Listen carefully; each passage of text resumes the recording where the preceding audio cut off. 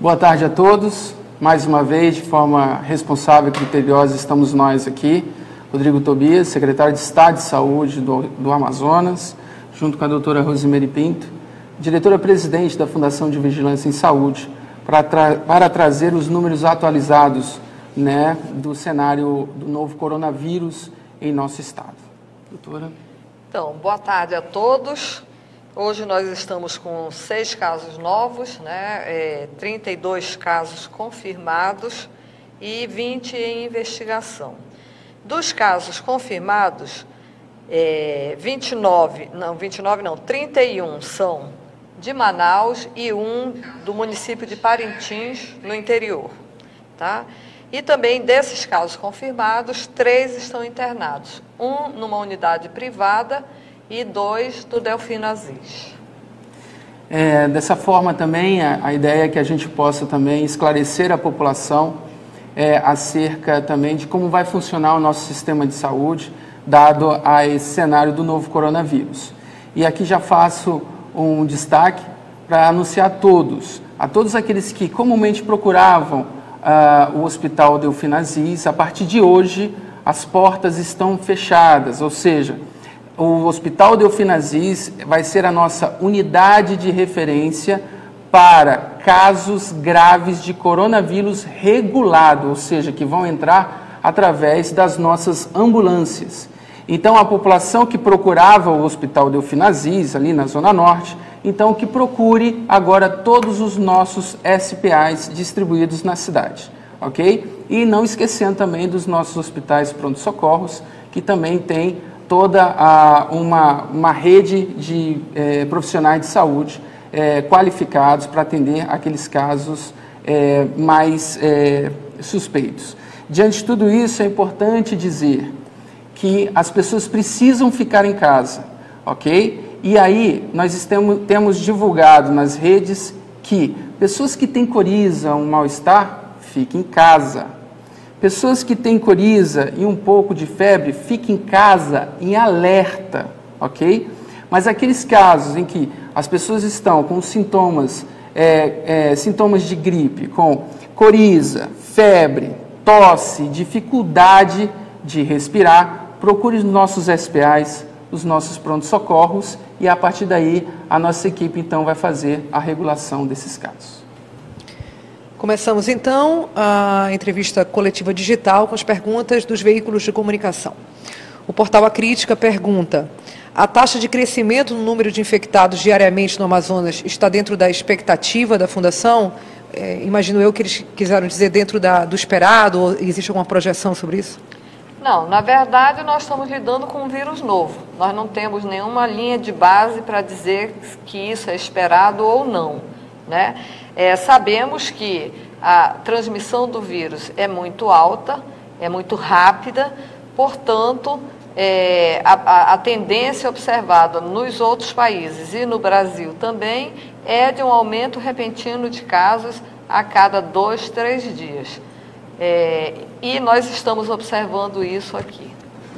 Eles perguntam ainda se a Suzan tem lidado com subnotificações, ou seja, há essa previsão, há uma possibilidade dos números de casos não oficiais em Manaus serem maiores por conta da subnotificação? Nós temos 80% de casos que são assintomáticos ou com poucos sintomas, né? Tosse seca, ou uma febrícula, ou um nariz escorrendo. E nós não temos como saber onde estão esses casos, quem são essas pessoas. O sistema de saúde, ele capta os pacientes francamente sintomáticos, com os sintomas que já foram colocados aqui: febre, dor de garganta, tosse seca, dificuldade para respirar. Então, esses são os que procuram a rede e são os que nós captamos, assim como os casos graves que precisam de internação. Então, não podemos falar em subnotificação. Nós mesmos estamos solicitando que qualquer pessoa que tenha sinais de gripes ou resfriados mais leves, que essas pessoas permaneçam em casa, que elas não vão às unidades de saúde, que elas não saiam, que elas fiquem em isolamento porque elas podem ter o novo coronavírus ou então um outro vírus respiratório que também é transmissível. Portanto, se elas ficarem em casa, elas vão diminuir a circulação de todos esses vírus respiratórios. Nesse momento eu quero aproveitar para agradecer o apoio da população. Nós temos percebido realmente as pessoas se resguardando, todos aqueles que podem ficando em casa, e isso é muito importante, né? A nossa parte em controlar uma grande epidemia é isso, é ficar em casa, é se isolar, é evitar, porque ou a gente, se estiver contaminado, transmite o vírus, ou então a gente se expõe a contrair o vírus se não estiver contaminado. Portanto, a única medida e a medida real que nós podemos fazer, além de lavar adequadamente as mãos, é permanecer em casa. A TV em Tempo, SBT Amazonas, faz algumas perguntas. Eu vou separar aqui em dois momentos. O primeiro é sobre interior, municípios do interior. Existe um local de isolamento, como, por exemplo, o Delfina, aqui em Manaus, que foi colocado para isso. Eles se perguntam especificamente no único caso registrado agora no interior de Parintins. Ele ficou isolado em algum lugar ou na casa dele até chegar ao atendimento? Então, é importante dizer que toda a estrutura de saúde do estado do Amazonas, capital e interior, está preparado para poder, então, reconhecer os casos de coronavírus, identificando os casos graves, eles são removidos para o Delfina Aziz. Nós estamos equipando 8 municípios polos, além também de Boca do Acre, para que a gente possa, então, nesse sentido, fazer o isolamento daqueles casos ditos suspeitos, e uma vez fazendo os nossos testes de diagnóstico, confirmando esses casos, então a gente aciona por meio de um sistema de informação e integração de regulação desses leitos de urgência e emergência, informando a capital de que aquele município tem um caso grave. Foi o que aconteceu nesse final de semana com um paciente reconhecidamente grave, com coronavírus, que chegou até o município de Manaus e diretamente do aeroporto já foi internado em estado grave, necessitando de cuidados nos nossos leitos de UTI dentro do Delfina Aziz. Isso acontece com Parintins, pode acontecer com qualquer outro município. O fato é que os secretários municipais de saúde, em contato conosco na Suzane, junto com o FVS, temos condições de isolar, sim, os pacientes nessas nossas unidades hospitalares e, assim, fazer a remoção devida para o nosso centro de referência. Tem uma segunda sequência de perguntas aqui da TV em Tempo, basicamente em relação ao acompanhamento de profissionais da área de saúde, linha de frente do atendimento.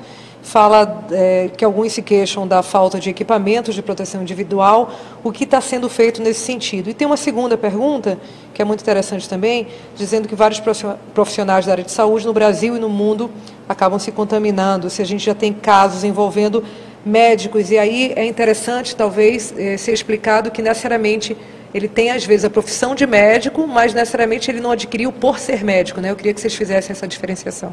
Com relação aos EPIs, os equipamentos de proteção individual. Um EPI é composto por alguns itens e a gente precisa tratar isso de forma diferenciada, de forma específica, não é? Nós estamos recebendo 250 equipamentos de proteção individual para aqueles profissionais que vão tratar diretamente com os pacientes confirmados e casos graves dentro do Delfina Aziz. Esses equipamentos estão chegando do Ministério da Saúde e a partir do dia 25 nós já temos esses equipamentos de proteção individual para esses profissionais, sejam médicos, enfermeiros, técnicos de enfermagem do Delfina Aziz, que vão estar paramentados, devidamente paramentados para fazer esse cuidado. Pensando agora nas outras instâncias da rede, SPAs, os EPIs utilizados nos CAICs e nos CAIMs é diferente dos EPIs nos prontos-socorros e nos nossos grandes hospitais. O fato é que, por exemplo, nós temos máscaras, mas não temos máscaras N95, que é recomendado especificamente para tratar com os casos confirmados, principalmente aqueles graves, em toda a rede. E esse não é um problema somente do estado do Amazonas. Isso é um problema do Brasil, um problema que há pouca oferta no mercado diante de tudo isso. A produção ainda é pequena diante da necessidade que o sistema de saúde brasileiro precisa, não é? A gente está na aquisição de aventais devidos, a gente também está na aquisição dos óculos, algumas viseiras.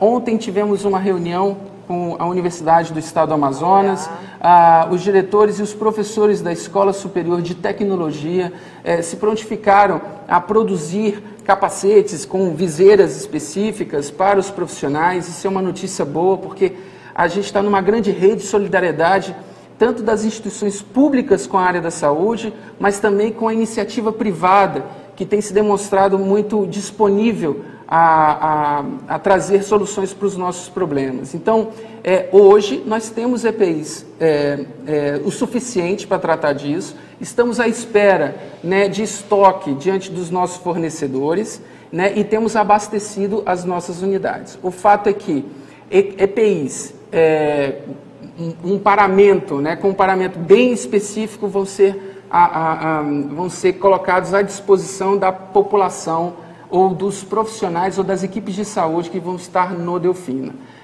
Não obstante a todos as equipes de saúde que estão nos nossos prontos-socorros.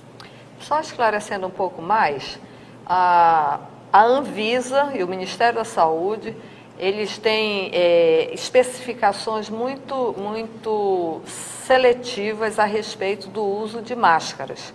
Então, o recomendado é que o profissional de saúde, no atendimento de rotina, ele use essas máscaras cirúrgicas comuns. Essa branca, né? Essa branquinha. Essa branquinha. As máscaras N95, elas são específicas para quem pode receber gotículas de saliva durante um procedimento. Por exemplo, um procedimento de intubação, né? Um procedimento dentro de uma UTI. Então, esses profissionais que estão atuando dentro de UTIs, eles têm acesso às máscaras N95. Nós não temos falta dessas máscaras para essas situações específicas. E também temos, como o secretário já falou, temos a solidariedade, temos uma empresa aqui nossa, do Distrito Industrial, que está numa produção intensa de máscaras para que nós possamos estar atendendo a contento os nossos profissionais de saúde. Onde é que essas regras, doutora, podem ser encontradas? Assim, Existem instruções normativas da Anvisa disponíveis no site da Anvisa, tá? Do Ministério da Saúde. E lá tem todo o regramento de o que se usa e quando, em que momento, tá? Tem também uma nota técnica da própria Secretaria de Vigilância em Saúde que regulamenta isso. Então, só para explicitar que o uso no atendimento de rotina, o uso de máscaras preconizadas pela Anvisa, pelo Ministério da Saúde, são máscaras cirúrgicas.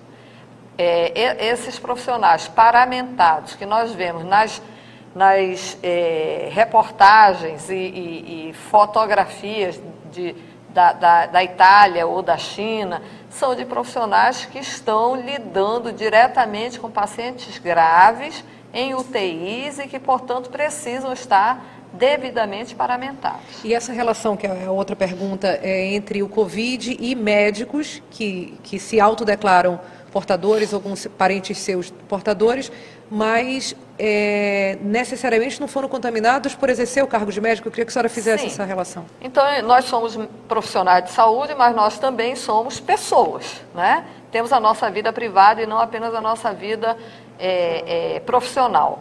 O que acontece?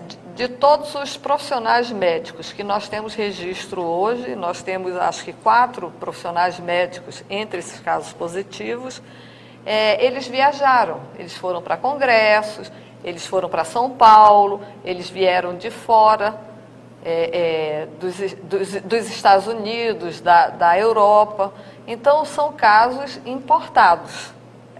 As pessoas chegaram aqui trazendo o vírus, né? Ou seja, não há notificação de que um médico no exercício da sua medicina aqui se contaminou, não há. Ok, o jornal O Globo faz 3 perguntas, basicamente sobre a questão da população indígena.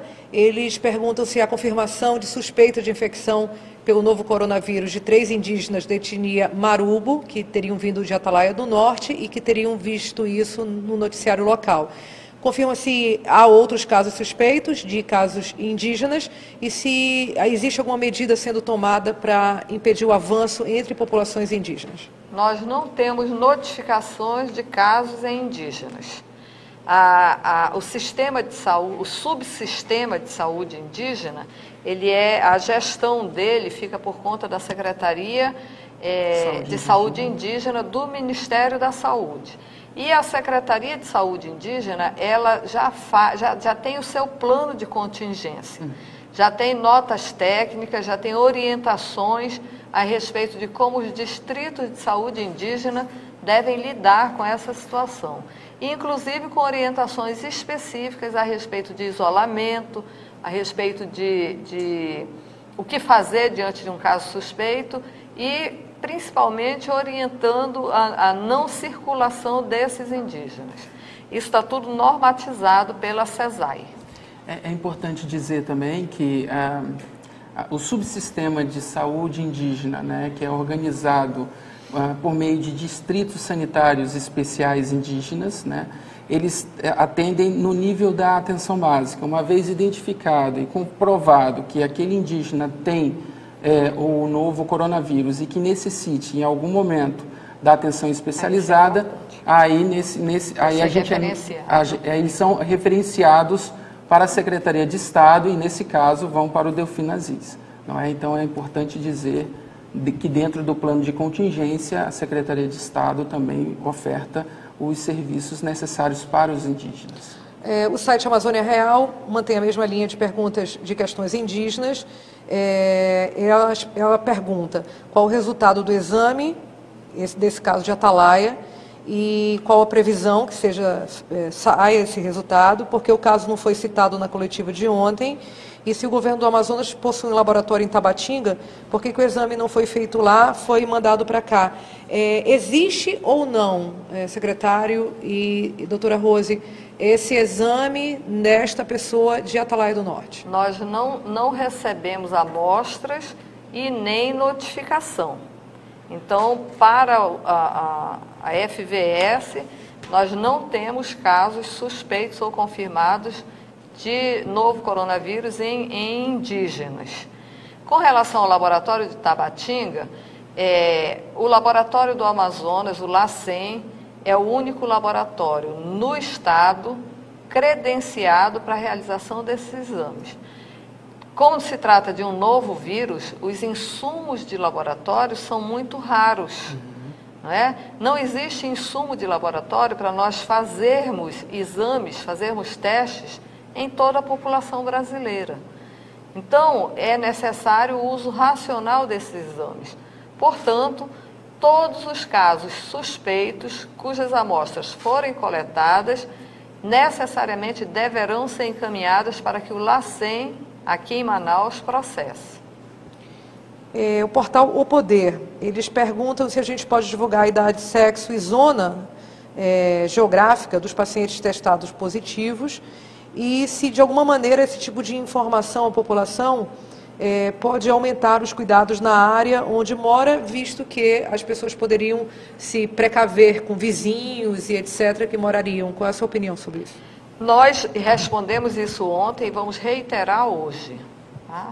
Nós não estamos... 90% dos nossos casos, mais de 90% dos nossos casos, são em pessoas que vieram de fora, que contraíram o vírus fora. Essas pessoas foram identificadas, estão sendo monitoradas, estão em isolamento domiciliar e nós não vamos emitir informações sobre idade, sexo ou local de residência, por uma questão de sigilo profissional, uma questão ética. Até porque nós temos visto muita discriminação. Não porque nós tenhamos identificado as pessoas, que nós estamos, desde o primeiro caso suspeito, nós estamos tomando muito cuidado com os dados pessoais desses pacientes. Mas, de uma forma ou de outra, a imprensa ou outras pessoas tomam conhecimento desses casos e divulgam amplamente, o que tem resultado em muita discriminação com esses pacientes. Reitero a necessidade de nós termos empatia, de nós entendermos que as pessoas não adoecem porque querem. Nenhum desses que adoeceram, eles foram para esses locais achando que eles iam pegar coronavírus e voltar para cá com a doença. Então, é necessário que nós tenhamos uma preocupação amorosa com o próximo, no sentido de respeitar, porque essas pessoas, elas com certeza também estão ansiosas, também estão assustadas, também estão preocupadas em passar esse vírus para alguém. E elas estão tomando todo o cuidado possível. Todas elas estão em isolamento domiciliar, com exceção dos 3 internados. E todos os cuidados estão sendo tomados. Então, a gente reitera a necessidade de nós evitarmos o pavor e a discriminação desses pacientes. Por isso, nós não divulgamos, vocês enquanto governo... Não divulgamos, questão ética, inclusive questão geográfica, distribuição na cidade? Nesse momento, não. Quando nós tivermos, se nós tivermos, né? Quando nós tivermos casos disseminados, uma transmissão comunitária, aí sim, onde nós não sabemos quem transmitiu para quem, que ainda não é a nossa situação, aí sim nós mapearemos, publicaremos os mapas, tanto dos casos por município, quanto dos casos em Manaus por zona, e certamente informaremos a população. Nesse momento ainda não é o momento para fazer isso. BNC pede para pelo menos a gente dizer a faixa de idade dos pacientes que estão acometidos do vírus? Nós temos pacientes de 10 anos, a menor idade é 10 anos e o máximo 83 anos. Temos 2 pacientes acima de 60 anos, que é um de 70 anos e um de 83 anos. Então, no caso específico, dos 32 pacientes confirmados, apenas 3 estariam dentro dessa área esse período de risco? Apenas 2 estariam, um de 70 anos e um de 83. Os outros, com exceção da criança, todos estão na faixa dos 30 anos. Portal Metropolitano Manaus pergunta, tendo em vista o período viral da região, como ficam atendimentos de pessoas com doenças crônicas, como asma, por exemplo, e eles pedem também para falar sobre vacinação de pessoas portadoras de necessidades especiais. Tá. A rede, com exceção de CAICs e CAIMs, que estão fechados, toda ela está em pleno funcionamento, não é?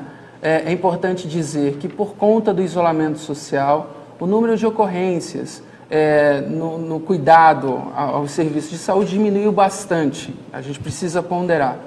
Mas casos de ambulatórios, por exemplo, consultas, exames, não é? O ambulatório, a tendência é a gente diminuir. E o número de cirurgias eletivas, ou seja, a tendência é que a gente não faça mais na rede, para que a gente então destine e concentre os esforços dos nossos recursos humanos somente para o enfrentamento do coronavírus. E aí, nesse sentido, é importante... Qual foi a outra pergunta, perdoe? Sobre data confirmada. A vacinação. Isso. A vacinação. É importante dizer que hoje iniciou a vacinação. O primeiro lote das vacinas já chegou com pelo menos 15 dias de antecedência. Hoje saiu o último barco levando os lotes para os municípios. Então, inicia hoje a campanha de vacinação em Manaus, em alguns municípios da região metropolitana, e alguns outros municípios distantes têm ao longo da semana para poder iniciar a campanha de vacinação contra a gripe. O público-alvo, nesse momento, somente o público idoso, ok? De acordo com o cronograma de chegada dessas doses, a partir do dia 16 de abril, então vão ser, o público-alvo serão de professores, profissionais das forças de segurança, salvamento e aqueles com as doenças crônicas, não é? E a gente tem um terceiro lote, que 9 de maio, que a gente também vai priorizar aquelas pessoas adultas, vamos dizer assim, né? Além das pessoas privadas de liberdade, não é? Mas, segundo o Ministério da Saúde, o dia D da campanha de vacinação é somente 9 de maio. Aqui no Amazonas e em todo o Brasil a gente conseguiu adiantar em pelo menos um mês. Lembrando que, eu imagino que seja isso que você vai falar, que essa é uma distribuição feita pelas prefeituras, é Exatamente. Isso? Então, só reiterando que o planejamento das campanhas é responsabilidade das secretarias municipais de saúde.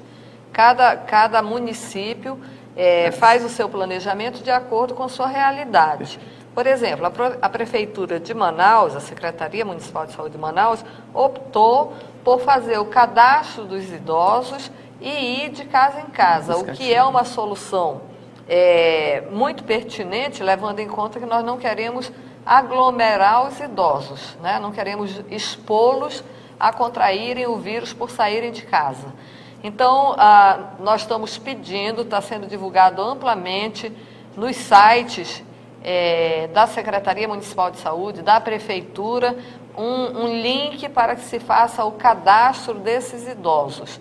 Então, as pessoas têm que entrar, digitar, fazer esse cadastro e aguardar que a Prefeitura vai providenciar que os vacinadores estejam na casa do idoso para proceder à vacinação. Lembrando que, neste momento, a vacinação não se destina nem mesmo aos profissionais de saúde, porque não há vacinas disponíveis para todos nesse momento. Então, a prioridade são realmente os acima de 60 anos. E que não é essa vacina que vai impedir que a pessoa adquira o vírus novo Covid. Não vai.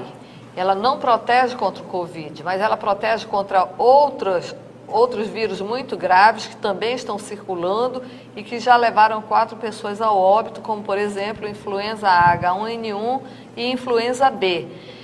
Então, além dessa proteção contra a gripe, contra a influenza, isso facilita, agiliza um diagnóstico de um possível caso de coronavírus, porque se o médico sabe que aquele paciente foi vacinado contra a influenza, então ele já vai descartar das possibilidades, né, diante de um quadro gripal, que a pessoa esteja com influenza, e isso facilita o diagnóstico de um caso de coronavírus.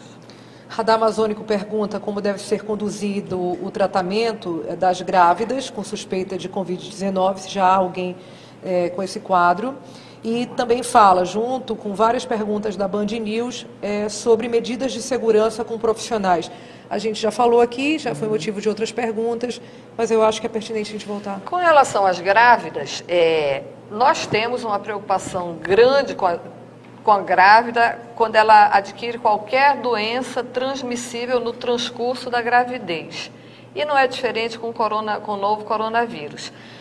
A mensagem alentadora é que os estudos demonstram que nem as crianças e nem as grávidas estão sendo seriamente afetadas, né? Elas têm quadro gripal e ela desenvolvem uma sintomatologia mais branda, tanto elas quanto as crianças. Os estudos demonstram que até hoje não teve nenhum óbito de crianças menores de 9 anos. Né? A preocupação com as grávidas, no nosso caso específico, são os outros vírus respiratórios. Né? Influenza A, H1N1, ela tem uma predileção por grávidas. E elas podem cursar com gravidade mesmo e até matar essas grávidas. Por isso, uma grávida que tenha sintomas gripais deve procurar o seu obstetra, deve procurar a rede de assistência, um médico, para fazer uma avaliação clínica. Novamente sobre os EPIs, que tem várias perguntas sobre isso, o que a gente pode dizer, de que maneira está sendo feito um trabalho para salvaguardar a segurança dos profissionais de saúde? É importante dizer que para cada nível, não é para cada tipo de porta de entrada, tem um EPI específico. Então, CAICs e CAIMs têm um tipo de EPIs, SPAs e pronto-socorros têm um tipo de EPI e aqueles que vão estar na linha de frente no cuidado dos casos graves confirmados por coronavírus têm um outro EPI específico. Esse EPI específico, né, das equipes que vão estar dentro do Delfina, nós vamos receber esse quantitativo já confirmado pelo Ministério da Saúde.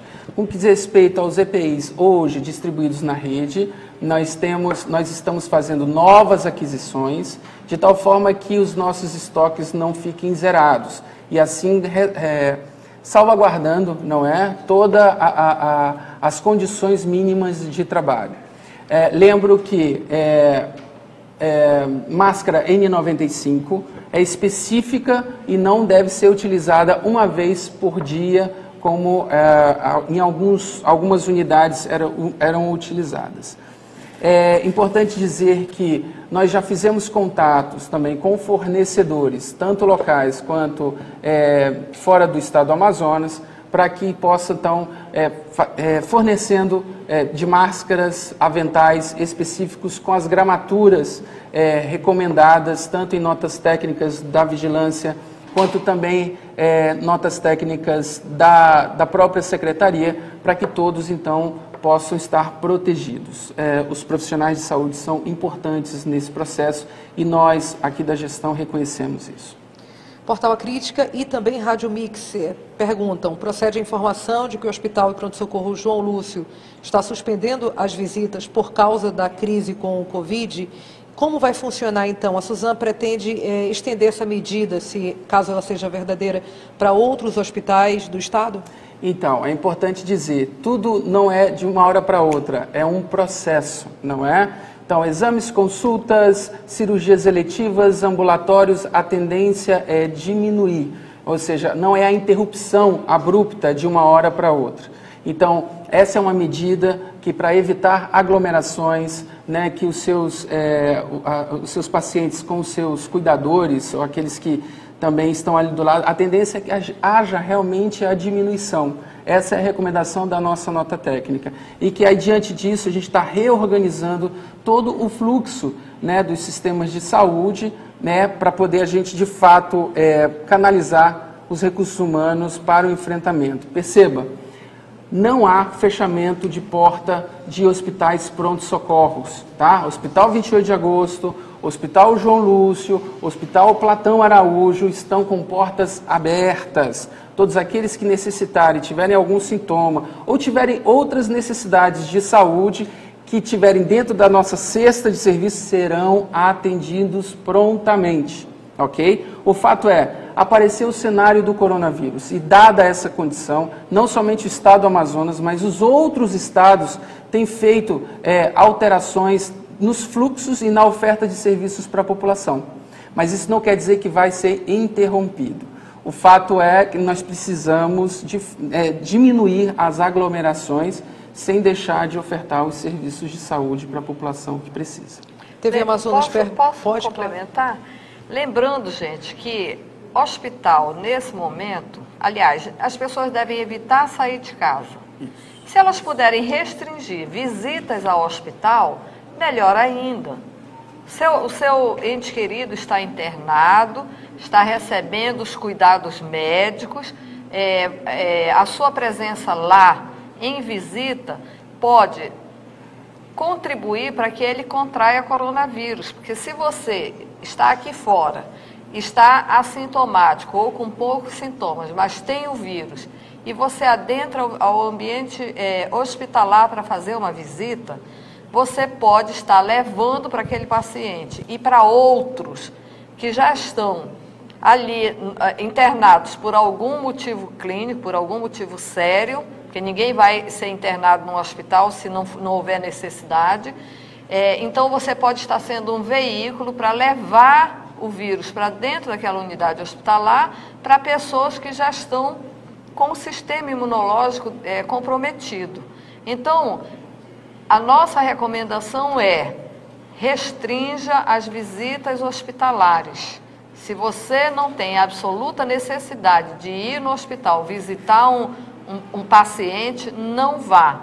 Primeiro, não saia de casa. Segundo, é recomendável que você não vá fazer visitas hospitalares.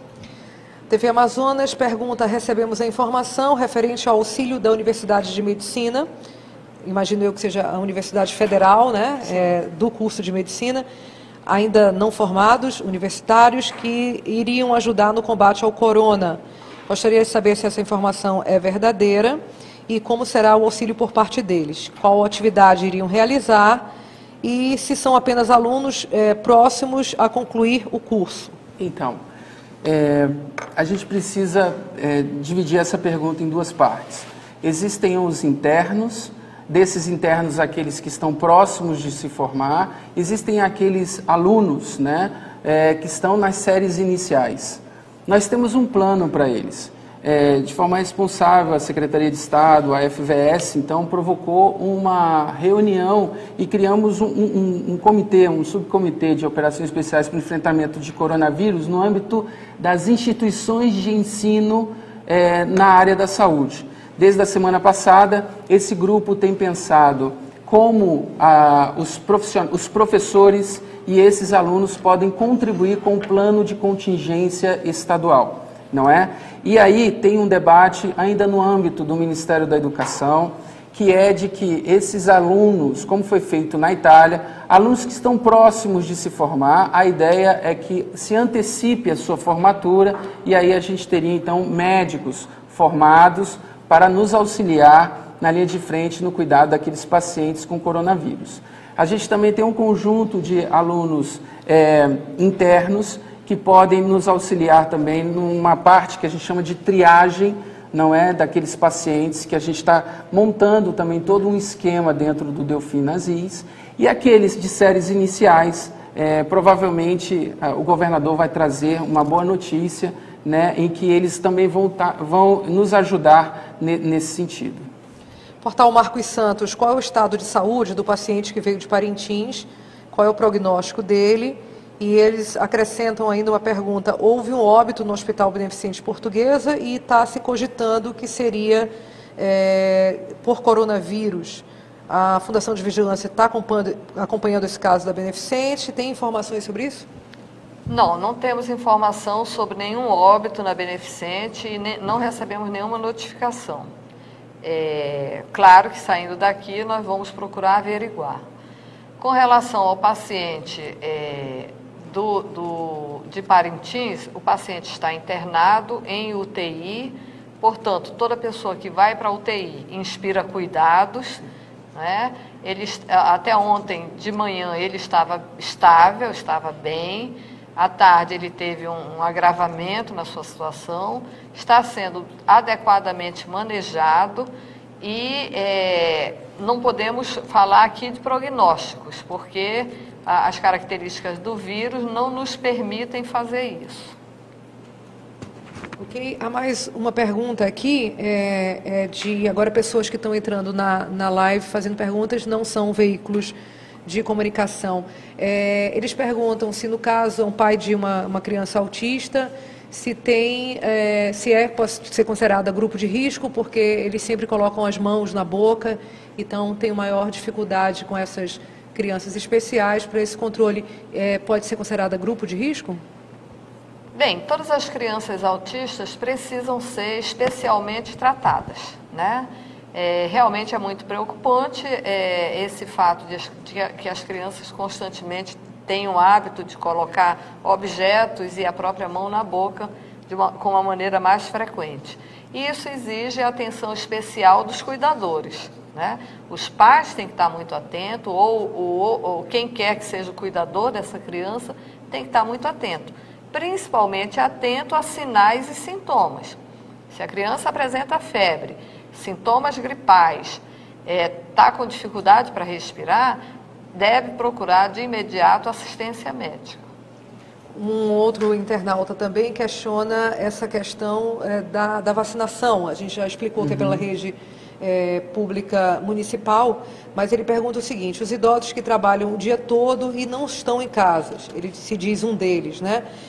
Como é que ele vai fazer para receber a vacina se ele está fora da casa onde está o registro? Ele vai entrar no site, vai se cadastrar e a Prefeitura Municipal de Manaus vai estar avaliando todos esses casos. Se a pessoa não puder ser atendida durante o horário de expediente, então vai se combinar uma forma de vaciná-lo. Ele não vai ficar sem a vacina, ele tem que ser vacinado. Então, talvez a equipe se desloque ao local de trabalho dele, ou talvez a equipe opte por vaciná-lo em casa, fora do horário de expediente, ou no sábado, ou no domingo. Eu não sei qual é o planejamento da Secretaria Municipal de Saúde, mas nós temos uma certeza de que nenhum idoso que se cadastrar vai ficar sem a vacina. Então, essas foram as principais perguntas. A gente poderia, então, repetir, né, os dados de hoje antes de encerrar. Então, nós temos 32 casos confirmados e 20 em investigação.